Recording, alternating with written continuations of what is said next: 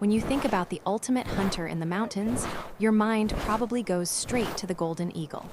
These birds are absolute predators with incredible intelligence, but here's something most people don't know about how they hunt mountain goats. It's not just about speed or strength.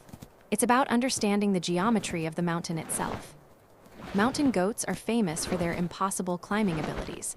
They can scale nearly vertical cliffs that would seem completely impossible to any other animal. Their hooves are specially adapted with soft centers that grip rock like suction cups.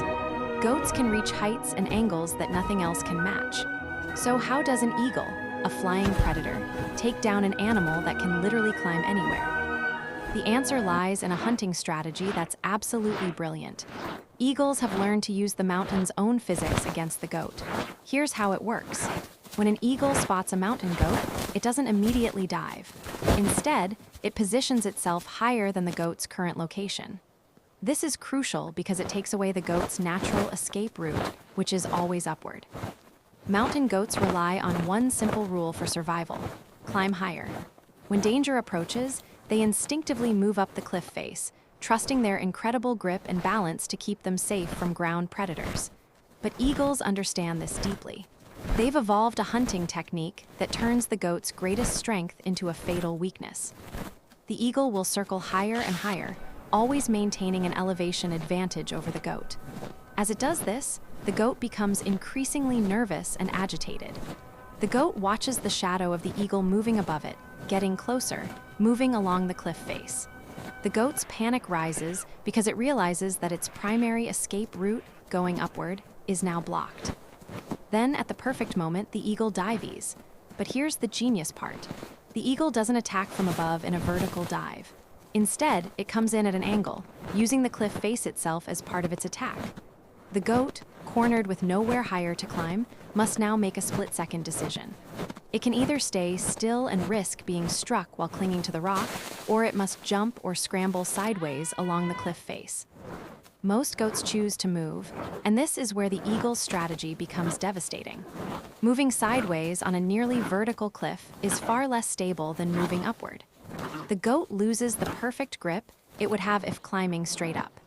Its movement becomes unpredictable and erratic, giving the eagle multiple opportunities to strike with its powerful talons. Some mountain goats have actually fallen from cliffs during these encounters, not because the eagle knocked them off, but because they made desperate moves in panic that exceeded their own physical limits. The eagle has essentially tricked the goat into defeating itself through fear and misdirection. This is why eagles so often succeed in hunting mountain goats despite the goat's superior climbing ability. It's not about raw physical prowess. It's about understanding psychology, geography, and the prey animal's own instincts. The eagle has evolved to think three-dimensionally about the mountain landscape. It knows where the goat can and cannot go. It knows which escape routes are possible and which are blocked. Scientists who study these hunts have found that goats in regions where golden eagles are present actually show different behaviors than goats in eagle-free areas. They're more cautious. They spend more time in the middle of cliff faces rather than at the top, and they've developed more complex social structures to watch for threats from above. The eagle's hunting strategy reminds us that in nature, intelligence and strategy often matter just as much as physical ability. The mountain goat is an incredible climber, but the golden eagle is an incredible strategist. And in the mountains, strategy kills.